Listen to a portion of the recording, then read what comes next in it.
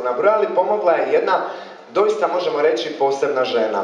Prije 10 godina kad je počeo njezin mandat kao ravnateljice gimnazije Antuna Vrančića, rodila se ova ideja, rodila se ta ambicija i ona je sa svima nama, našim željama, našim nekakvim estetskim potraživanjima za ovu priredbu i puno drugih priredbi itekako izdržala. Ta posebna žena, za koju molim ogroman pljesak, zove se profesorica Ivanica Belamarić.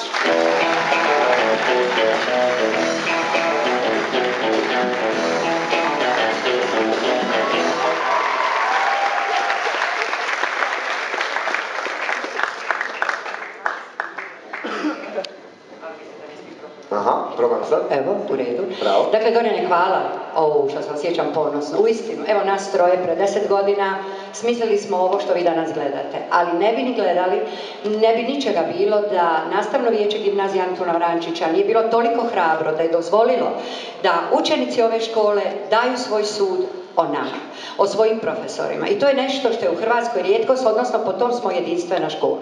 Što reći poslije Dorana i Andreje? Svi se spremamo gledati utakmicu, moramo biti brzi, moramo biti kratki. Pozdravljam vas svi. Najprije učenike gimnazije Antuna Vrančića koji su naš ponos. Ove godine 7 Oskara znanja dobila je gimnazija Antuna Vrančića. Ok.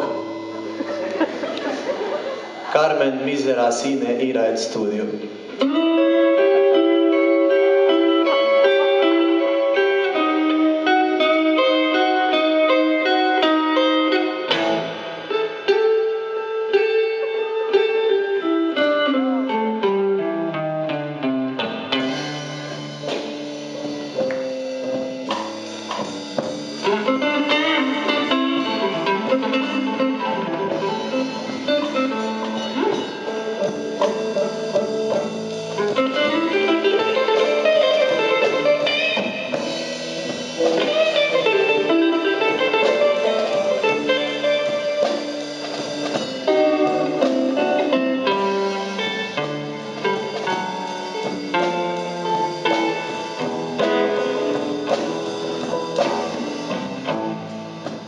There's a red house over yonder.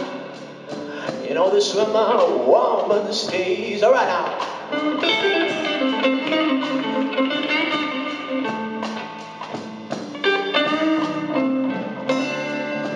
No, there's a red house over yonder. You know the swimmer woman stays. All right.